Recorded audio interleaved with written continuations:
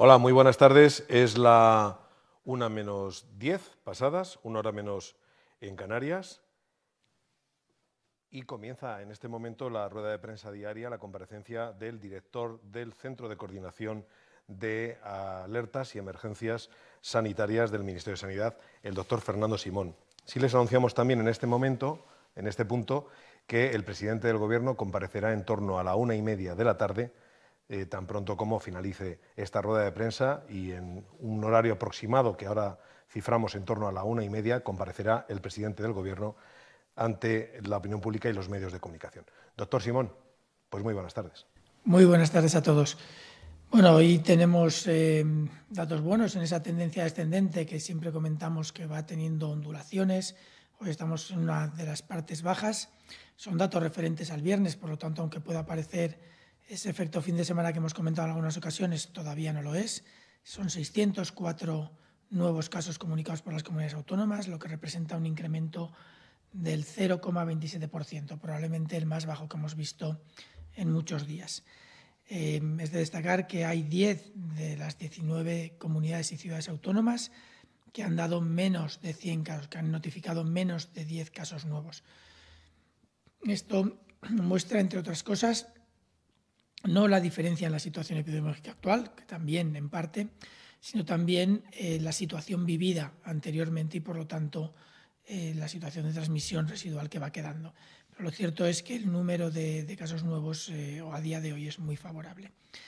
Tenemos 179 fallecidos, es la parte triste, pero sí que es cierto que volvemos a bajar de los 200. Hemos estado toda la semana un poquito por encima, un poco por debajo de los 200. Esta semana ha sido una semana en la que la letalidad, la mortalidad, el número de nuevos casos fallecidos ha estado en un rango relativamente bajo comparado con las semanas previas. Y además es de destacar que 7 de las 19 comunidades o ciudades autónomas han tenido o 2 o menos casos, 2 o menos fallecidos. Entre las 70 UCIs o 70 ingresos nuevos en UCI se concentran sobre todo en unas cuantas comunidades, porque 13 de las comunidades autónomas han tenido o 2 o menos nuevos ingresos en UCI, y el número de hospitalizados también ha sido menor de 10 en 9 comunidades autónomas, para un total de 489 nuevos hospitalizados notificados por las comunidades autónomas. También tenemos una cifra que suele ser de interés para la población y para los periodistas, que es el número de profesionales sanitarios afectados. Tenemos a día de hoy 47.481 sanitarios que han dado positivo a alguna de las pruebas que se realizan en todo el periodo de la epidemia. La gran mayoría de ellos están ya dados de alta, pero sí que es cierto que es una cifra importante. El número de profesionales sanitarios se está incrementando hasta cierto punto en estos últimos días, debido a que, para evitar riesgos de transmisión hospitalaria, se están haciendo cribados importantes en muchos de los servicios sanitarios de nuestro territorio, con lo cual reducimos la probabilidad de que una persona que esté en estado infectivo, es decir, que pueda transmitir la enfermedad, pueda llegar a estar en relación con los pacientes, lo cual garantiza que ese posible foco que puedan ser los hospitales, debido a que es donde se concentran la mayor parte de los casos infectados, los pacientes a los que hay que tratar, estas medidas evitan que sea un foco de transmisión que luego se pueda extender a la comunidad autónoma o al resto de las comunidades. A nivel internacional seguimos con unos cuantos países que, digamos, tienen el mayor número de casos, pero sí que es cierto que otros países pequeños con menor población tienen incidencias similares a las que hemos vivido los países con mayor número de casos. España, Italia, Reino Unido, Rusia, Alemania, Francia y Turquía son en Europa los 7 países que han superado los 100.000 casos notificados. De estos, todos, salvo Reino Unido y Rusia, están con importantes descensos en el número de nuevos casos notificados en los últimos días, pero sí que es cierto que el Reino Unido mantiene incrementos de alrededor del 2, entre el 2 y el 3% de incremento diario de casos, y Rusia sí que tiene incrementos importantes de hasta el 6%, si bien es cierto que la semana pasada estaban incrementos de entre el 7 y el 8%. El resto de los países, como les digo, son países con menos cantidad de población, por lo tanto, en cifras brutas, en número de casos, no pueden asemejarse a los países que les he mencionado, a los 7 que han superado los 100.000, pero sí que algunos de ellos tienen incidencias en la población similares a las nuestras. Me estoy refiriendo, por ejemplo, a Bélgica, Países Bajos, Suecia, Irlanda, o recientemente se ha incluido Bielorrusia, que es uno de los países que está creciendo más rápidamente. A nivel global, el país que más está progresando sigue siendo Estados Unidos, que está teniendo entre 25 y 30.000 nuevos casos en los últimos días. El segundo país fuera de Europa con más casos es Brasil, que tiene 145.000, pero con incrementos diarios cercanos al 8%, lo cual está haciendo que suban el número de casos de forma muy rápida. Y luego hay diferentes países de los cuales llaman la atención algunos. En concreto hay varios países de América Latina que están teniendo incrementos muy importantes, ahora los mencionaremos. Tenemos luego países, por ejemplo, como la India, que tiene cerca de 1.500 millones de habitantes aproximadamente, y que por lo tanto es un país en el que puede haber un número final de casos muy grande y está creciendo a ritmos importantes cercanos al 6%. Entendemos que los sistemas de vigilancia y los sistemas para detectar los casos tienen también influencia en todas estas cifras, pero sea como sea, tenemos países que probablemente significan mayor riesgo. A nivel global, en Europa, los países del este de Europa son los que están incrementando de forma más rápida. Con los datos que hemos comentado antes, Reino Unido sigue manteniendo fuera del este de Europa un cierto número, un cierto volumen de casos, con incrementos del 2,25% hoy, por ejemplo, o Suecia 2,61%. En Rusia, Bielorrusia, Ucrania, Armenia, Azerbaiyán se está incrementando entre alrededor del 4% y el 6% que hemos observado en Rusia. En África, sabemos todos que es un continente que tiene a lo mejor sistemas de detección un poco más frágiles, pero sí que es verdad que hay un país que me ha llamado la atención estos últimos días, Nigeria, con un incremento hoy muy importante del 12% de incremento. Nigeria es un país con una población muy importante, si no recuerdo mal, alrededor de los 120 millones, puedo equivocarme, 120 millones de habitantes, pero que tiene una estructura de distribución de esta población muy particular, con una ciudad, Lagos, con muchísima población y en unas condiciones que favorecen mucho la transmisión de la enfermedad, con lo cual es uno de los países de África en los que sí que puede existir un mayor riesgo de transmisión. Pero luego hay otros países en los que también lo puede haber. Sudáfrica tiene incrementos del 5%, Egipto del 5%, en los que es más dudoso si no se debe a que tienen mejores sistemas de vigilancia. Potencialmente habría que valorarlo con mucho cuidado de lo que puedan tener algunos otros países en el continente. En América, países con menor población que los que hemos mencionado antes cuando hablábamos del global, mencionábamos Brasil, por ejemplo. En América Latina tenemos países con menor población, como decía, Honduras, Bolivia, con incrementos importantes del 15-10% respectivamente, y luego ya vienen esos países grandes que hemos mencionado en estos días, Brasil, México, Perú, Chile, etcétera, con incrementos entre el 5 y el 7 u 8%. En Asia y en Oceanía tenemos dos países, en principio con muchos recursos y probablemente con sistemas de vigilancia. Estos son siempre la intuición, porque yo no tengo conocimiento exacto de cómo funcionan sus sistemas, pero tenemos países como Qatar y Bahrein que tienen incrementos de entre el 6 y el 7%, y luego ya vienen países grandes con mucha población y con unas condiciones socioeconómicas un poco diferentes, como puedan ser Pakistán, Bangladesh, India, que hemos mencionado antes. En resumen, podemos decir que la epidemia a nivel global sigue progresando claramente. Esto todavía no ha terminado. Seguimos teniendo ya no un riesgo nacional, sino un riesgo internacional que, pese a todas las restricciones de movilidad que hay, sigue en una medida muy baja, pero sigue movilizándose. A nivel nacional, las cosas en cuanto a la evolución de la epidemia van bien, tenemos una epidemia que evoluciona muy favorablemente, pero como todos sabemos hay todavía un riesgo importante de rebrote que puede suponer una catástrofe importante. En ese sentido, es como siempre, y yo creo que aquí tenemos que hacer esa educación, todos los que nos ponemos delante de ustedes para comentarles cualquier cosa relacionada con esta pandemia a nivel global, seamos de un sector, de otro, seamos técnicos o no, Yo creo que es importante recordar siempre la responsabilidad personal que a partir de ahora vamos a tener que tener para evitar los contagios. Y esa responsabilidad personal se tiene que entender a todos los niveles sociales, a todos los niveles territoriales, pero sobre todo además se tiene que entender a todos los niveles de edad. No vale solamente con que nuestras personas de mayor riesgo, nuestros grupos vulnerables se protejan, sino que también el resto de la población tenemos que protegerles. Y la mejor manera de protegerles es aplicándonos nosotros, aplicando correctamente las medidas de prevención que todos conocemos. Y esto lo tenemos que hacer los niños, que estoy seguro que lo hacen muy bien, los adolescentes, que entiendo que un adolescente nunca va a dejar de serlo, pero también tienen que ser conscientes del riesgo al que exponen a otros grupos vulnerables en caso de que se establezcan cadenas de transmisión entre ellos, los adultos, nuestros grupos vulnerables y nuestras personas mayores. Yo creo que si garantizamos la buena aplicación de las medidas de prevención, esto evolucionará rápido y pronto estaremos donde a todos nos gustaría estar.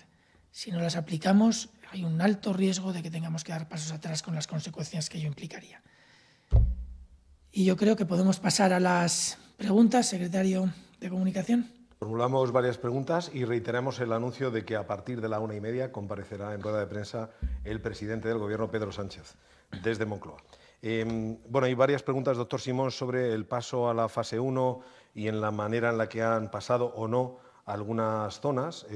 No sé si merecen una respuesta conjunta o particular de acuerdo a cómo le formule las preguntas. Por ejemplo, Canal Sur, ¿por qué en Andalucía no se ha aplicado el criterio de distritos sanitarios para la desescalada, como reclamaba la Junta de Andalucía? Castilla y León Televisión. Hasta anoche la Junta de Castilla y León daba por seguro que se aceptaría la propuesta acordada el jueves en la reunión bilateral que contemplaba el paso a fase 1 de 39 zonas básicas de salud. ¿Por qué el Ministerio ha decidido restringir la autorización a 26 y no a 39? Y, por ejemplo, sobre Valencia, la cadena SER pregunta, ¿podría especificar en qué indicadores han suspendido los 14 departamentos de salud de la Comunidad Valenciana que no pasan a fase 1? Voy a empezar por la última porque me parece la más importante.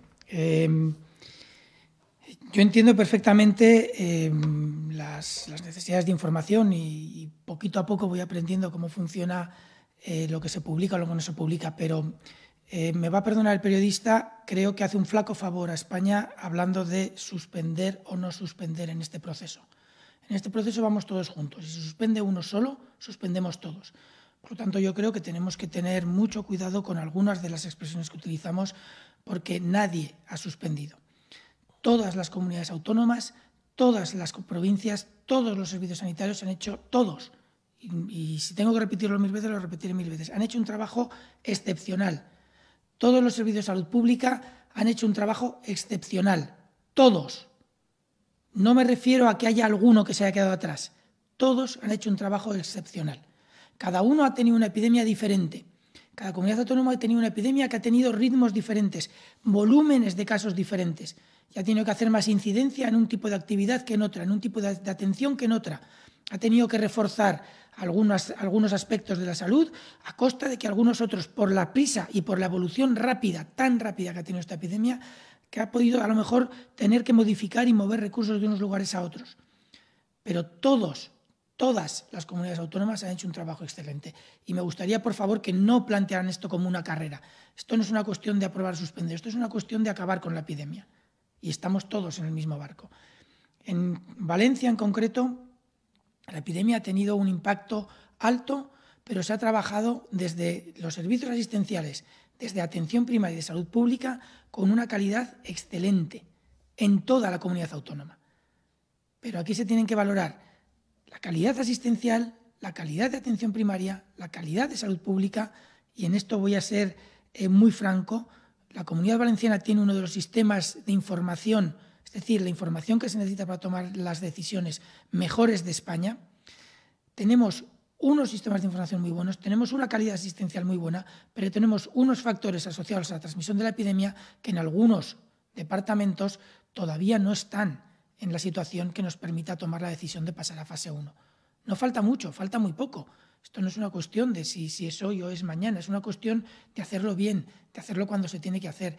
El equipo técnico que ha estado evaluando esto en la Dirección General de Salud Pública después de muchísimas discusiones muy intensas con todo el equipo de profesionales de la Comunidad Valenciana, se valoró que hay 10 departamentos de los 24 departamentos de salud que que están en una situación adecuada y 10 que, por un principio de prudencia, que yo creo que en esta situación es muy razonable y muy entendible que es prioritario tener ese principio de prudencia, sería mejor esperar unos días. Puede ser cuestión de una semana. El lunes que viene, si los datos indican, los datos y la valoración que se haga de ellos en conjunto, que pueden pasar de fase, pasarán de fase. Yo realmente creo que si tratamos de convertir esto entre ustedes y nosotros en una carrera, vamos a llegar a donde nadie quiere llegar y acabará siendo ese temido rebrote, porque se tomarán las decisiones de forma equivocada. En cuanto a Castilla y León, había una propuesta inicial, una solicitud inicial, que incluía 26 zonas, y sí que es cierto, lo cierto es que nos llegó muy tarde, pero sí que es cierto que hubo una solicitud de algunas zonas más. No se tuvo tiempo de valorarlas, no hubo opción, ha sido una semana con una intensidad de trabajo de los equipos demasiado alta, tengo que reconocer, y esto de alguna manera puede también incitar a que hayamos cometido algún error. Eso puede pasar, más cuando se trabaja a los ritmos que estamos trabajando y bajo la presión que estamos trabajando. Pero lo cierto es que no hubo tiempo de valorar las últimas zonas que se añadieron casi al final del proceso y realmente si ha supuesto algún perjuicio, pues lo lamento realmente.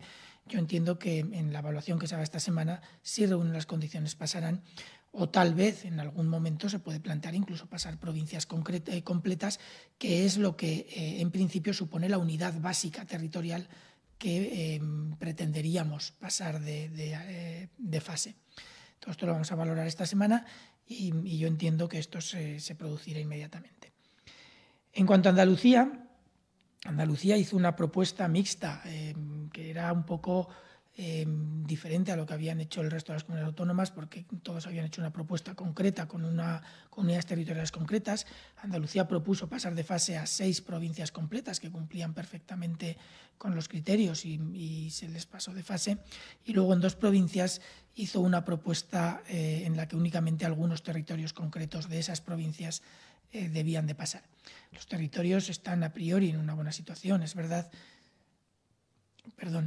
que hay algunos detalles que hay que pulir todavía, pero no son solamente los criterios sanitarios, hay criterios de movilidad, hay criterios de aplicación real de las medidas de prevención y control y de las medidas de confinamiento dentro de esos territorios que no quedaban todavía claras del todo, pero nuestra percepción desde la Dirección General de Salud Pública, desde el Centro de Coordinación de Alertas y Emergencias Sanitarias, el equipo de técnicos que han hecho todas las evaluaciones, es que probablemente estas 2 provincias estarán en capacidad de pasar, si los datos lo indican, la próxima semana de forma completa, pero todo esto requiere que haya la solicitud para la provincia completa y lo valoraremos muy en conjunto con las autoridades de Andalucía, que por cierto han hecho un trabajo excelente a lo largo de toda la epidemia.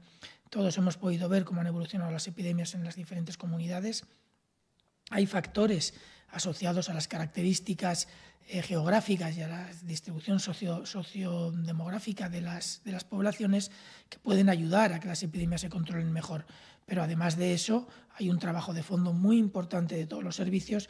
Como ya he dicho, todas lo han hecho de manera excelente y Andalucía, desde luego, es una de las que lo ha hecho a un altísimo nivel. Yo creo que todo esto se tendrá que discutir a lo largo de la semana que viene. Es un proceso de 7 días y yo creo que el principio de prudencia ahora mismo es quizás lo más importante. Esto no se ha terminado todavía y todavía hay un altísimo riesgo de que demos un paso atrás y yo creo que nuestro objetivo debería ser poner todos los medios para evitarlo. Si por correr más de la cuenta tenemos que volver a confinar a la población, eso tendría un impacto altísimo en morbimortalidad y en la población, tendría un impacto altísimo en los servicios sanitarios, pero tendría también un impacto socioeconómico y de percepción de riesgos en nuestra población que sería probablemente incluso más duro que el que hemos tenido hasta ahora. L'Eco francés le pregunta por Madrid. Madrid quiere volver a presentar su candidatura, bueno, presenta así, su candidatura a la fase 1 en una semana. ¿Le parece realista concretar en tan poco tiempo un plan de detección y seguimiento de casos en atención primaria, por ejemplo? Bueno, es una solicitud para valorar conjuntamente la evolución y valorar en qué situación está Madrid, valorándolo como ayer se mencionó en la rueda de prensa de por la tarde, se mencionaron un listado de criterios amplio, si no recuerdo mal, dimos 18 criterios principales, pero hay más criterios que se valoran. Yo entiendo que Madrid haga la solicitud de nuevo, me parece muy razonable que la vuelvan a hacer y sí que es posible que en una semana esté preparada para pasar de fase. Madrid es una comunidad que ha hecho un esfuerzo enorme. Madrid, igual que Barcelona, no Cataluña completa, porque ha tenido dentro de la provincia, de la comunidad autónoma, una distribución diferente, pero Barcelona y Madrid han tenido un impacto enorme de esta epidemia, lo cual también era esperable por la forma en la que se transmite esta epidemia, que las poblaciones más grandes, con sistemas de transporte urbano más masificados, por así decir, y con intercambio de personas de múltiples lugares nacionales e internacionales muchísimo mayor que el resto del territorio español, es lógico que la epidemia se comportará de forma diferente en estas dos ciudades.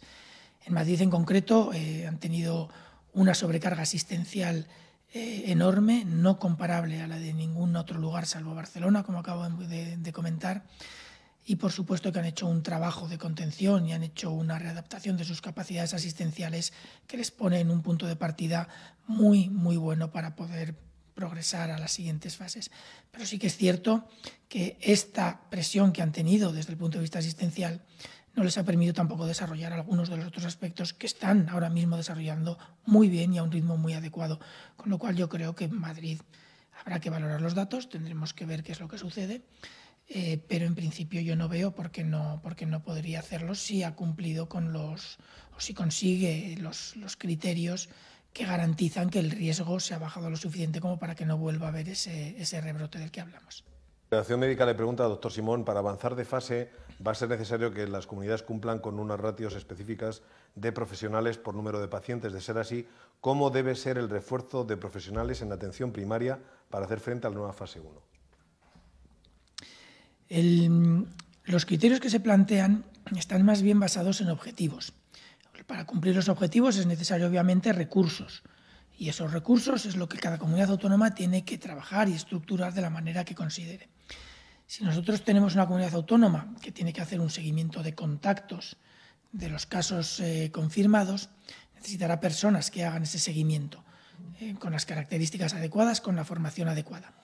Nosotros podemos establecer, y de hecho se está discutiendo con todas las comunidades autónomas, que son los que tienen la experiencia real sobre el terreno, vamos a poner una orientación de qué cantidad de trabajo puede efectuarse por unidad de persona, por una persona con unas características determinadas, una formación determinada.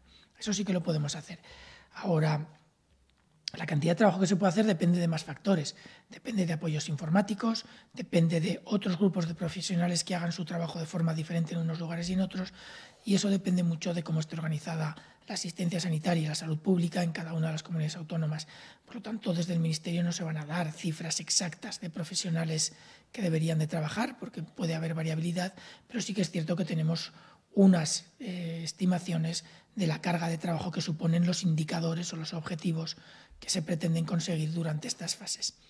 Igual que con los contactos, con los resultados de PCRs, si en atención primaria se tienen que tomar muestras de pacientes sospechosos, se tienen que establecer y proveer los recursos necesarios para tomarlas, y si en los laboratorios pretendemos o mantener o incrementar el número de test diagnósticos que se hagan, por supuesto que en los laboratorios se tendrán que incrementar el personal que trabaje en estos aspectos.